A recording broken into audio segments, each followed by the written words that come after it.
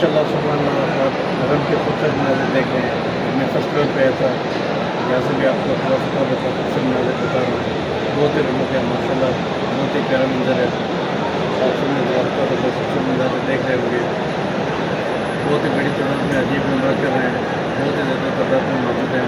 बड़े बड़े ग्रुप उम्र के लिए आए हुए हैं माशाल्लाह। इस साइड पे नीचे सफ़ेद बना दी गई है। आज जुम्मे का दिन है, अभी से हाजी लोगों ने सफ़ेद बनाई हुई है माशाल्लाह। आज धूप भी है, धूप जब होती है तो मौसम भी गर्म हो जाता है। कुछ हाजियों ने छाते ओढ़े हुए हैं माशाल्लाह, सब में आपको नज़र भी आ रहे होंगे। अपने अपने छाते साथ लेके आते हैं माशाल्लाह। ये सीधा स्ट्रेट रास्ता जो है ये सफ़ा मरवा वाली साइड पे जा रहा है। अभी हाजी तवाफ़ करने के बाद सफ़ा मरवा वाली साइड पे जा रहे हैं।